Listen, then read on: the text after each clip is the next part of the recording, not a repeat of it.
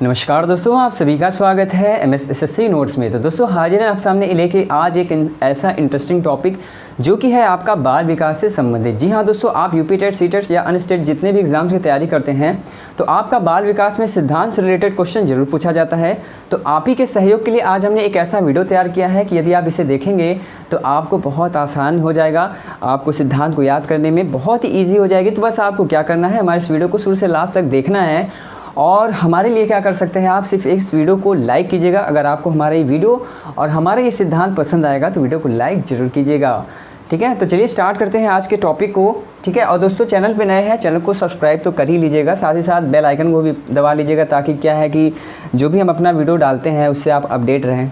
ठीक, चलिए इसी के साथ स्टार्ट करते हैं आज के टॉपिक को। तो पहले जो मनोवैज्ञानिक आ रहे हैं आपके सामने, कौन है? जीन पियाजे।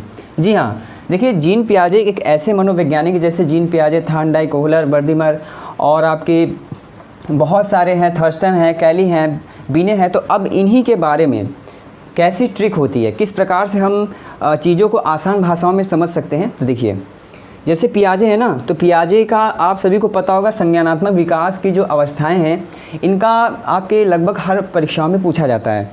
तो इसको याद करने की ट्रिक ये है, हमने एक ट्रिक ये बनाई है कि सबने पूरी की मूर्ति आपकी, यानी या आप अपने आप को ही मान लीजिए कि आप सभी ने क्या कर दी है, एक मूर्ति किसी की बना दी है। बस आप ऐसा दिमाग में रख लो कि सबने पूरी की मूर्ति आपकी। ठीक है, अब देखिए इससे ट्रिक क्या बनेगा, सबने से क्या बन जाएगा आपका संवेदी प्रेरक अवस्था। देखिए मैं सबने क्यों लिया हूँ, यहाँ पे आपको दिख रहा होगा पहला वर्ड मिल रहा है, जैसे सब, यहाँ संवेदी, तो सबने से हो गया आपका संवेदी प्रेरक अवस्था। और इस अवस्था की कभी कभी समय अवधि भी पूछता है कि यह किस वर्ष से कितने वर्ष तक होता है, तो आप सभी को पता होना चाहिए।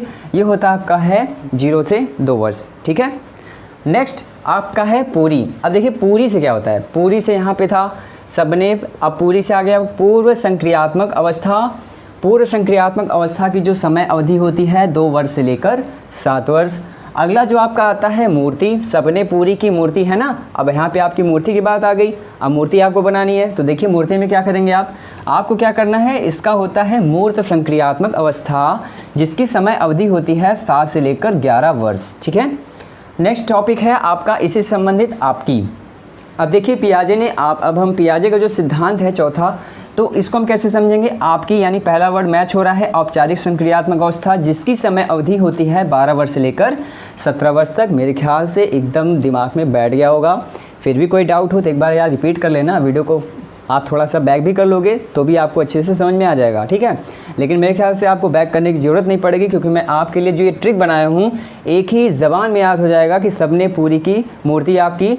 तो इससे आपका संवेदी प्रेरक, पूर्व संक्रियात्मक अवस्था, मूर्त संक्रियात्मक अवस्था और औपचारिक संक्रियात्मक अवस्था ये सभी याद हो गई होगी। बाकी आपका जो समय अवधि है 0 से 2, 2 से 7, 7 से 11 और 12 से 15, तो ये सारी चीज़ें आप सभी को बहुत अच्छे से याद हो गई होगी। तो चलिए इसी के साथ चलते हैं अपने अगले वैज्ञानिक की ओर। देखिए जो अगले आपके मनोवैज्ञानिक हैं उनका नाम है अब्राहम मैस्लो। तो अब्राहम मैस्लो से भी आपके परीक्षाओं में प्रश्न पूछ ही लेता है, इसमें तो कोई दो राय है नहीं। जैसे कि आपकी यूपी टेट हो, सी टेट हो, एच टेट हो, रीट हो या अदर स्टेट जितने भी एग्जाम्स होते हैं उसमें आपके इस प्रकार के प्रश्न पूछे जाते हैं। तो देखिए मैस्लो से आपका किस प्रकार से हमने ट्रिक बनाई है कि आत्मा ज्ञान के मांग की पूर्ति स्वयं से होगी। आत्मा, अब इसलिए थोड़ा सा समझिए।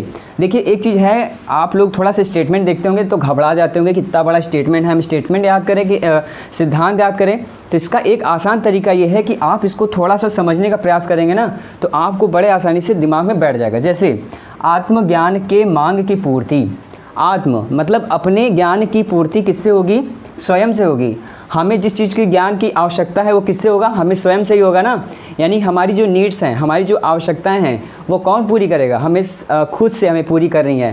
तो मेरे ख्याल से आप सभी को इस सेंटेंस का अर्थ भी समझ में आ गया होगा। थोड़ा सा अर्थ अपने लॉजिक के अनुसार अगर आप यूज़ कर लेते हैं तो आपके लिए ट्रिक एकदम चुटकी में हो जाएगा, एकदम आसानी से आप उसे याद कर सकते हैं। ठीक है, वीडियो को लाइक ज़रूर कीजिएगा, मेरी रिक्वेस्ट है। अगर आपकी जितनी ज़्यादा लाइक आएगी मैं आपके लिए एक और इंटरेस्टिंग वीडियो लेके आऊँगा, मेरा प्रॉमिस है। ठीक है, और अपनी सुझाव एवं राय हमें कमेंट में ज़रूर बताइएगा। तो चलिए देखते हैं इस ट्रिक को हम कैसे समझ सकते हैं। तो देखिए आत्म से क्या होगा, आत्मज्ञान का होता है, आत्मज्ञान का सिद्धांत पढ़ा भी होगा। या आपका सीटेट 2011 में भी जो इसके पहले एग्ज़ाम हुआ था उसमें भी आपका पूछा गया था कि आत्मज्ञान, देखिए आत्मज्ञान का सिद्धांत किसने दिया था, आपके अब्राहम मैस्लो ने। नेक्स्ट है आपका मांग की पूर्ति। देखिए मांग की पूर्ति का भी जो है आपका मैस्लो के द्वारा ही दिया गया है, ठीक है। और स्वयं, अब स्वयं से क्या बनेगा, स्वयथार्थीकरण।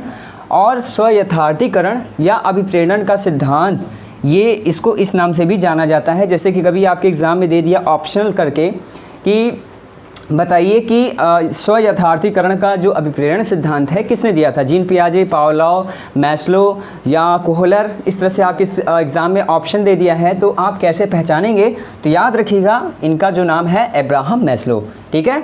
इतना चीज़ क्लियर। अगले चलें तो देखिए अब हमारी जो ट्रिक आ रही है थोड़ी सी बहुत मज़ेदार है, बहुत ईजी है। मेरे ख्याल से आपको एक ही बार में देखते ही याद हो जाएगी। बस देखिए समझना क्या है। और मनोवैज्ञानिक कौन कौन से हैं, देखिए कैली, थर्स्टन, थॉर्नडाइक, अल्फ्रेड बिने, स्पीयरमैन। इनका नाम जो भी आप जितने भी अभ्यर्थी हैं, अगर आप यूपी टेट सी टेट की तैयारी कर रहे हैं या जो अन्य स्टेट जितने भी एग्ज़ाम्स होते हैं उसकी तैयारी कर रहे हैं, बाल विकास पढ़ रहे हैं, तो ऐसा कोई इंसान होगा नहीं जिसने कि इन लोगों का नाम नहीं सुना होगा, जो कि आते हैं आपके थॉर्नडाइक, स्पीयरमैन, अल्फ्रेड बिने, थर्स्टन और कैली। तो चलिए फिर इन्हीं के बारे में थोड़ा सा हम डिस्कस भी कर लेते हैं कि किस प्रकार से इनके सिद्धांत बनते हैं। तो बस आपको हमारी बातों को फॉलो करना है कि हम किस प्रकार से हम आपको बता रहे हैं, किस प्रकार से हमने सिद्धांत को सेट किया है आपके लिए, ठीक है। तो देखिए हम बात करेंगे कैली थे समूह में, ध्यान से सुनिएगा। कैली थे समूह में, थान बहुत आए, एक बार बिने, दो तीन बार मैन आए। समझ में आया? फिर से रिपीट कर देते हैं। कैली थे समूह में, यानी कि समूह में कौन था, कैली थे। फिर बहुत आए, मतलब कि थान क्या था, थान मतलब थॉर्नडाइक, थान क्या थे, बहुत बार आए। और एक बार बिने आए, मतलब बिने जो थे वो एक ही बार आए। और दो और तीन बार कौन आए, मैन आए। अब मेरे ख्याल से आपको सारा हिंट इस ट्रिक में मिल गया होगा, तो चलिए इसको समझ भी लेते हैं, ठीक है। देखिए कैली थे समूह में का मतलब यह है कि आपका समूह कारक सिद्धांत किसने दिया था, कैली एवं थर्स्टन। देखिए समूह कारक में आपके दोनों मनोवैज्ञानिक का नाम आता है, कहीं कहीं कैली दिया रहता है, कहीं कहीं थर्स्टन दिया रहता है, लेकिन मैक्सिमम अधिकतर जगह आपको कैली ही मिलेंगे। तो याद रखिएगा कैली थे समूह में, तो इससे आपका एक नंबर यहाँ से तैयार हुआ कि नहीं। जैसे समूह कारक का आपका कैली हो गए। फिर थान बहुत आए, बहु लगा है और थान है, यानी बहु कारक सिद्धांत किसका हो गया, आपका थॉर्नडाइक का, नो डाउट। नेक्स्ट है आपका एक बार बिने। बिने जो है कितनी बार आ रहे हैं, एक बार आ रहे हैं, तो आपका एक कारक सिद्धांत जो है आपके अल्फ्रेड बिने, ओके। तो एक बार बिने यानी एक बार बिने आ रहे हैं, तो एक कारक का सिद्धांत किसने दिया है, अल्फ्रेड बिने। और दो तीन बार मैन आए, यानी दो और तीन बार कौन आ रहा है, मैन आ रहे हैं। मैन माने स्पीयरमैन, तो इनका स्वागत करते हैं। चलिए तो दो तीन बार मैन आ रहे हैं, तो यानी द्विकारक तथा त्रिकारक सिद्धांत किसने दिया था, स्पीयरमैन ने। तो अब यहाँ से मेरे ख्याल से ऐसा कोई भी मेरा फ्रेंड्स नहीं होगा जिसे कि ये चीज़ समझ में नहीं आई होगी। फिर भी नहीं आई है तो कोई बात नहीं दोस्तों, आप लोग प्रयास करते करते चीज़ें आती हैं। बाकी आप हमें कमेंट में सुझाव ज़रूर बताइएगा कि आपको ये ट्रिक कैसे लग रही है। आपके द्वारा हमें फीडबैक मिलता है ना, तो हमें भी पॉजिटिव एनर्जी मिलती है और आपके लिए काम करने में हमें भी बहुत मज़ा आती है। तो चलिए इसी के साथ चलते अपने अगले ट्रिक की ओर। अगला ट्रिक हमारा ये है पावलोव। पावलोव का नाम तो सुना ही होगा, जैसे होता ही है इनसे जो भी बहुत सारे प्रश्न बनते हैं। तो देखिए इनकी ट्रिक हमने क्या तैयार की है, अनुकूलित अनुक्रिया के शास्त्रीय अनुबंधन से संबंध का प्रतिस्थापक। ठीक, मतलब क्या हुआ, अनुकूलित अनुक्रिया, नाम से ही पता चल रहा है कि अनुकूलित अनुक्रिया का सिद्धांत आपके पावलोव से कई बार पूछा भी गया है और आप सभी को याद भी हो गया होगा। तो बात करें अनुकूलित अनुक्रिया के शास्त्रीय अनुबंधन से संबंध का प्रतिस्थापक, ये अगर आप इस लाइन को याद करते हो तो आपको पावलोव के जितने इंपॉर्टेंट सिद्धांत हैं, देखिए दोस्तों आपको एक चीज़ मैं बता देता हूँ, जो पावलोव के सिद्धांत हैं और स्किनर के जो सिद्धांत हैं दोनों में काफ़ी समानताएं पाई जाती हैं। कभी कभी आप देखेंगे कि जो अणु लगा रहता है, अनुकरण का सिद्धांत और अनुक्रिया का सिद्धांत, तो इस प्रकार से कई सिद्धांत इस तरह से होते हैं जो कि स्किनर और पावलोव में कन्फ्यूज़न पैदा कर देते हैं। तो इसी को ध्यान में रखते अगर आप इसको याद करते हैं तो आपका पावलोव से रिलेटेड यदि क्वेश्चन पूछता है तो आप उसमें कंफ्यूज नहीं होंगे। देखिए कैसे, अनुकूलित अनुक्रिया के शास्त्रीय अनुबंध, यानी अनुकूलित अनुक्रिया का जैसे नाम से ही पता चल गया कि आपका ये कौन सा सिद्धांत है, अनुकूलित अनुक्रिया का सिद्धांत दिया है पावलोव ने।